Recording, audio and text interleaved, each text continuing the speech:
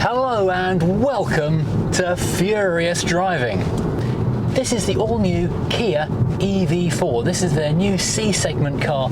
This is one of the biggest, most fiercely contested and most important sectors in the automobile industry. So getting this one right is vital for Kia, especially as brands all around the world continue to transition gradually into the EV market. Now, Kia's EV range is growing rapidly. We already have the EV3, the EV6 and even the EV9. This, though, is a new offering in a vital segment. But based on the previous cars I've driven from this range of vehicles, I've got high hopes for this particular one. And so far, it's performing well.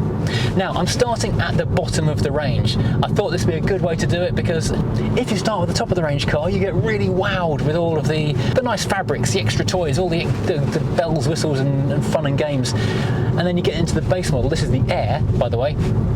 And it suddenly feels a little bit drab. So I'm doing it the other way around. So I'm getting a feel for the car in its base model first, and then we'll show you the nice one. Kia have made your buying choices very simple indeed. There are just 3 trim levels: Air, GT Line and GT Line S, which progressively get more and more toys on them. And there's just 2 battery packs, although I think the smaller one is only available in the Air. The smaller one is 58.3 kilowatts, and that'll give you a range of about 278 miles, which for most people is more than enough. It'll last you probably about a week or so for most people's just nipping to the shops and back kind of deal. Then, like this car, we've got the long range battery pack, which personally is what I would probably choose because I do a lot more long range driving. This has got an 81.4 kilowatt hour pack, and that will give you a maximum of 388 miles, which is really rather good. And for example, my biggest trip in the last month or so has been from Kent to Scarborough, and it would have happily eaten that journey all the way there with no problem. Just charge to come home again and you're golden. In terms of performance and power, it's pretty much the same across the board. You've got 201 horsepower, the same as my diesel. You've got 285 newton meters of torque, and you've got a top speed of about 105. And 0 to 60, which is unlike some of the competitors where they've gone all out for a ridiculous dual motor blasting you to 60 in supercar times. It's a normal and respectable 7.7 seconds. By the way, I'm actually in a 50 mile an hour limit, not a 30. Never trust the sat-nav's automatic descriptions. I've turned off the beeping if you go over the limit thing as well. So those are the headline figures. Now let's talk more about the car itself. As well as the 3 trim levels and the 2 battery packs, they've also given us 2 body styles, which is very unusual in these days of trimming back body style options and choices. This version is what they're calling the hatchback, but to be honest, it looks closer to an estate than a hatch, if I'm perfectly honest. And as well as this, there is a slightly load limited but more elegant, if you like, decent pickup, Fastback, which is what they're calling their first saloon since the Stinger. In both cases, there's decent enough boot space, but a bit more in this version. If you've driven any recent Kias, then the driving experience will be very familiar to you.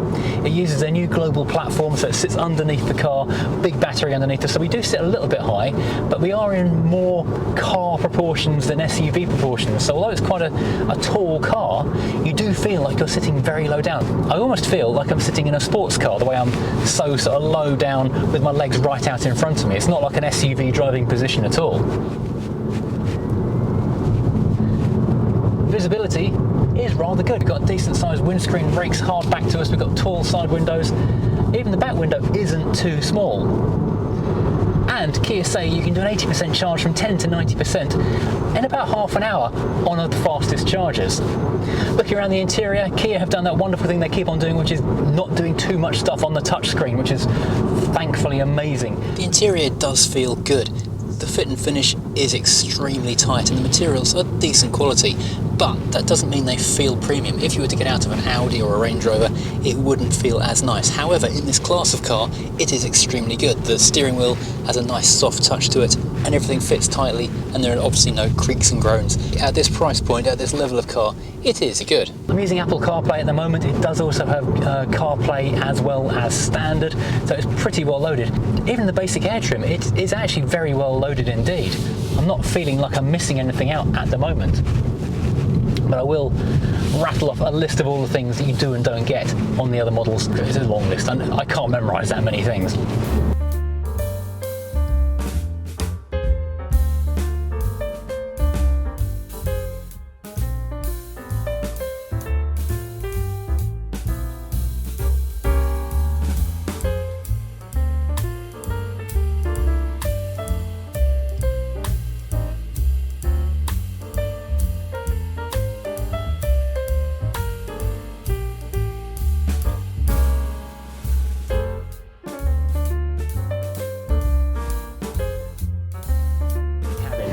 seats though are actually very comfortable indeed. It's a hard-wearing material across the seats, and they're quite nicely bolstered, and they've got nice two-tone patterns on them as well, so we are doing well with lots of fun stuff in here. Now the designers have done well to take what could be an otherwise rather boring interior and make it just a bit interesting. So we've got little colour flashes around the place, this little mint green effect, and there's a slightly greenish tint in this grey as well. But let's pull over in a second and give you a proper look around at the interior and the exterior of the car so you get a real feel for the thing. So let's look around the inside of the EV4 Air.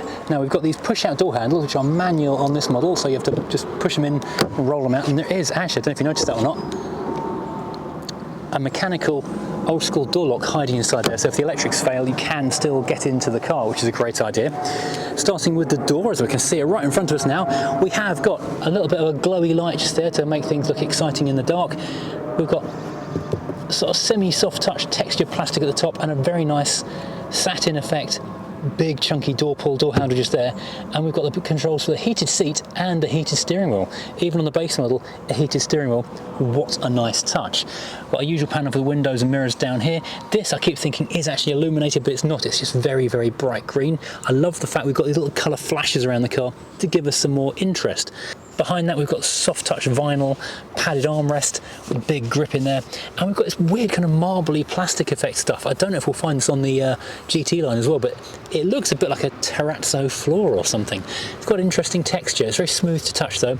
Underneath it's got a bottle / cup holder, bit of a pocket and a big speaker.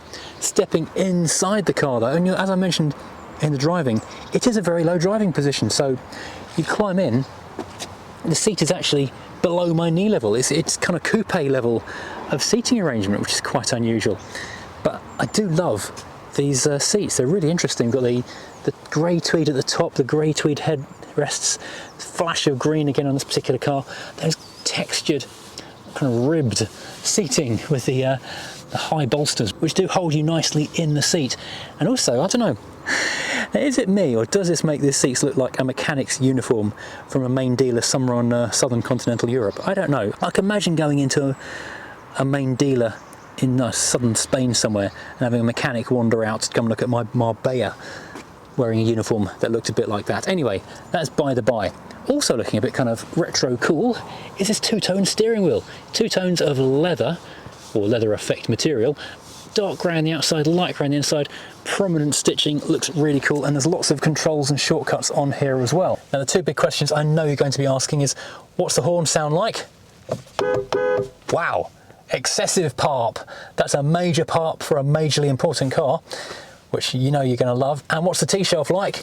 The T-shelf is par excellence. It's really good, loads of shelfery for lots of space. You can have an entire banquet of stuff up there. I will just jump back to the steering wheel for a second. As you sit looking at it, you can notice it is almost quartic. It's not noticeably quartic when you're driving it, but it is visibly quartic when you're looking at it. I don't mind it, I quite like it in fact. In the steering wheel area itself, there are a whole load of controls. We've got drive modes, we've got regen paddles, we've got our indicators and wipers and that kind of thing. Our gear selector is lurking down here behind the steering wheel, so you can lose that if you don't know where it is. There's a little sensor back here which is constantly monitoring you to see if you're paying attention or not. That's quite annoying. Behind that we've got a pair, or a bank of screens rather than a pair of screens. We've got our large touchscreen area to do all our usual car things.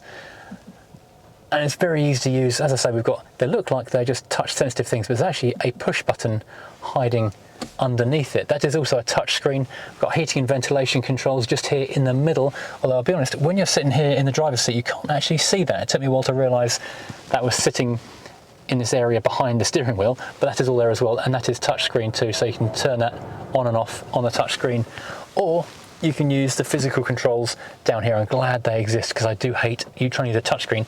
When you're trying to use a touchscreen on a bumpy road, and let's face it, every road in Britain is a bumpy road, trying to navigate, trying to reach the button without sort of going off kilter is really hard. So having a physical button you can turn the fans up and down on, temperature up and down, that kind of stuff is a real bonus.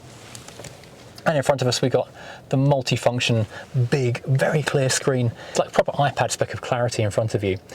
The dashboard material is the same kind of hard textured plastic as we find over on the doors, but in a lighter material. It gives a bit of a visual lift having that lighter colour, and that same satin material in the centre section as we found on the door pulls.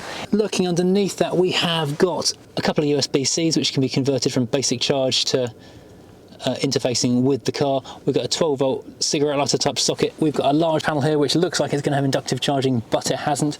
We've got Kia's magnificent signature flippy out cup holders, and we've got another upper armrest area here which has got various other controls in it as well, and a covered area in there too. All in all, it's a very pleasant place to be in the front of the car. I do rather like the Star Wars alien head style of the headrests. I'll quickly show you the back of the car as well, because that's quite cool too. Now, because we've got the battery underneath the floor, we've got a huge flat floor area. So again, so there's no transmission tunnel, just a great big flat area. So 3 passengers across, and the same style of mechanic's uniform from the 1980s in the back for the seats. Climb in, again, fairly low seating position, but slightly higher than the front, so you do look over the front passenger's shoulders. We've got an armrest, which has got a couple of cup holders in it, which is good. We've got a big cubby hole area for putting stuff in just there.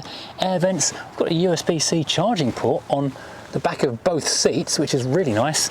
And we've got a kind of bottle holder rather than the cup holder in each door pocket. Now, being the extended roof hatchback, the headroom continues to be really rather good in the back seat, so no complaints back here. And with the flat floor, you could sit 3 people across here really very comfortably indeed. What, you may be asking, is in the frunk? And the answer is naff all. We've got a large covered area, we've got our windscreen washers, and we've got the 12-volt system battery, and you can see some of the electronics and the motor. So yeah, not particularly useful, unlike some cars which do have a little bit of frunkage. This one doesn't. It's not too frunky at all. And finally, the boot. Now, this is not a bad area at all.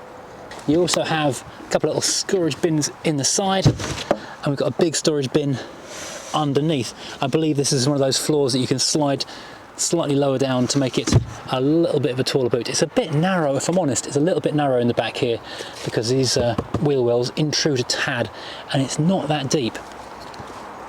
And compared with an old school estate car, it's a bit on the meagre side, but compared to, say, a 3 Series saloon, it's actually pretty decent. It's also, being the base model, not a powered tailgate. Well, I'm not upset about that at all, because I think it just adds weight and it's too slow every time. So, you want to know what the outside of the EV4 looks like? Well, you would, wouldn't you? That's just you all over. Anyway, it actually looks quite nice, I'll be honest. It's very modern, very electric car looking in its design, so you can't mistake it for an ICE vehicle. It's got that whole futuristic EV thing going on about it. Kia have a name for this, inside out, upside down. It uses the same design language as the rest of the Kia EV range, so we've got the stacked LED headlights here at the front with the long, interestingly detailed daytime running light along the side of that cluster, and big black detailing all around of it, and of course lots of other styling details in the lower vents. And the entire car is very, very swoopy and coupe-esque in its look. This big prominent air dam at the front gives it a real kind of performance car style of look, and you find it on like the lower splitters every max power car in the early noughties. The bonnet kind of curves up and over quite radically. It's not that long of a bonnet, giving it a bit of a cab forward look, and the arches front and rear kind of flare out, giving it a slightly purposeful look on the road. This particular car is in magma red, which looks fantastic. A lot of the fleet on test here today are in grey, which looks a little bit boring in comparison. I definitely would be putting this one on my list to choose. I think there's 6 different colours to go for. The red and the blue, I think, are the ones you should pick. Now, stepping back down the length of the car, very cab forward, as I say. There's not a lot to put in the front of an EV. You've got the management systems for the electronics, and you've got the motor, and it doesn't take a lot of space. You can package that very, very tightly indeed. So lots more cabin room inside for the passengers. So you're sitting there with your legs right out in front of you, and the rear passengers have got lots of room as well. The wheels are also pushed right out to the corners, which improves handling. Look at the old Minis, of course. This is an Air, so we've got the 17-inch wheels. The upgrade to this is a 19-inch. It's quite a cool, very 1980s almost inspired looking wheel design. I actually quite like that. And moving back, it's quite a low roofline. It's not a crossover, it's not an SUV, it is what they're calling a saloon or a hatchback design of car. And it's fantastic because something that's put people like me off the EV revolution is the fact we haven't liked very many of the cars that have come along. Technology is amazing, the design is jank. don't like SUVs. Boots are tiny, too tall, terrible handling, yada yada.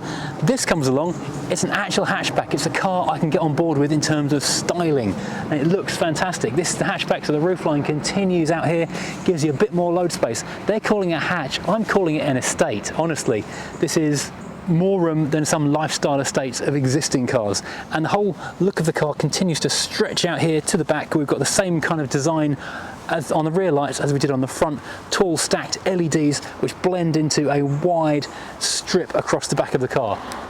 Almost, but not quite, a heck blend going over the Kia logo. And unfortunately, as I say, this one is an Air, so you don't get power tailgate, and you have to put your hand in the back where it gets dirty over the number plate and manually, like a caveman, open the boot yourself. But one other thing at the back of here is the reversing camera, which is standard on all models, which is super handy because it's quite a high and small rear window and does flare out quite a bit at the back of the car, so finding your way around, trying to reverse into a parking space for example, is a lot easier with the camera. Right, back on the road. Now let's talk about the ride and handling and that kind of stuff. There's McPherson struts at the front, it's multi-link at the back, but even with the smaller wheels and the taller tyres that you get on the Air, it's fairly firm ride, but it's not jittery, it's not jarring, it's comfortable. It's not 90s level smooth. Nothing is though. Right, I now find myself ensconced in a GT Line S Fastback. Now there's two significant changes between the previous car we're in and this one. First of all, it's a GT Line S. That means we have got an awful lot more toys, lots more luxury things to make the car fancy. Secondly, this is a fastback body style. That means instead of being the 5-door hatchback slash estate of the other car, this is now a coupe style thing, a 4-door with like a little boot on the back of it. So a very different body style indeed, a bit more luxury, less practical, if you like. Let's talk about the GT Line S stuff first of all, because there is lots of it. And this is of course the top of the tree. And Kia reckon though that the most popular version is going to be the standard GT line, which doesn't have quite as many bells, whistles and what have yous as the S. But on this particular one we've got a head-up display, which I don't know if you can see or not reflected in my windscreen. We've got inductive charging pad down here for the phone. We've got nicer seats. Well, I say nicer, we've got fake leather rather than fabric, and that is considered nicer by many people. The steering wheel is still manually altered, but the seats are now electric here in the front, and they slide back and forth when you get in and out to make it easier to get in if you prefer that. And it's worth mentioning that the handling for this car was tuned on European roads, designed in Europe, tuned in Europe, handling done in Europe, and it's actually built in Žilina in Slovakia. Please don't comment because I've pronounced that wrong, because I know I definitely have. And so it's set up to drive well on European roads and surfaces. So it should drive how British drivers like to drive. And I'll be honest, it does feel good. Now I've lapped this roundabout to kind of feel the corners, and I can't remember which exit I need. I think it's this one. No, it's not that one. It's this one. I hope. Now I did misspeak ever so slightly on the previous car.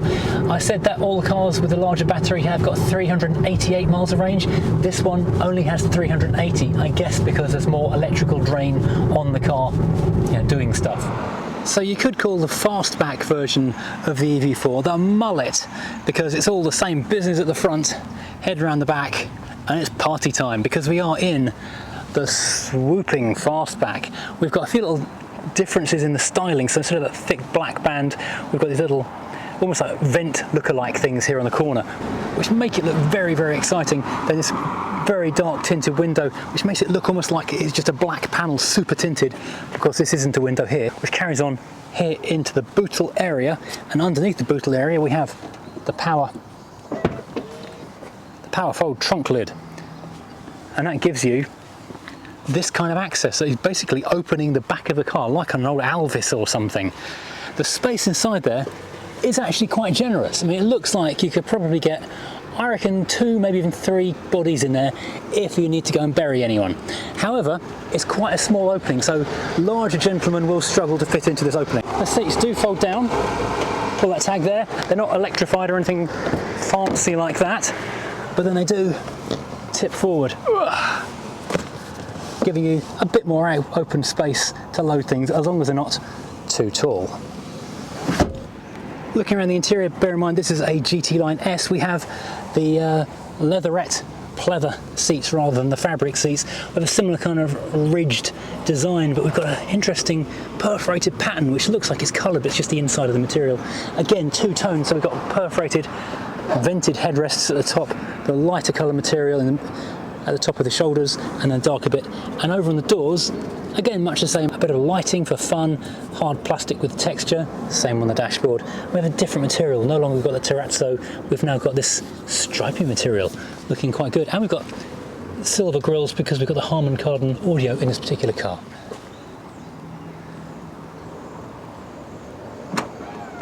It's fancy, but God, it's slow. Now, I will be honest, I was worried that the headroom in the back of the Fastback was going to be less commodious than in the hatchback. The inside of the back of the car, this is the big golden question, apart from the boot space, is the rear space in the back any tighter?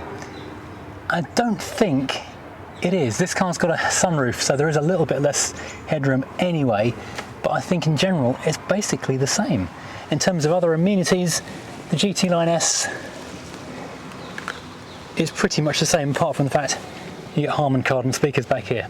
Now, Kia make the bold claim that the EV4 is loaded with more standard equipment than its rivals. Now, that particular claim is between them and God. Whether or not that is true, it's entirely up to you to go and find out and what you consider to be a rival. However, it is incredibly well spec'd, but I don't think there's really anything missing from this car that I think you might otherwise want.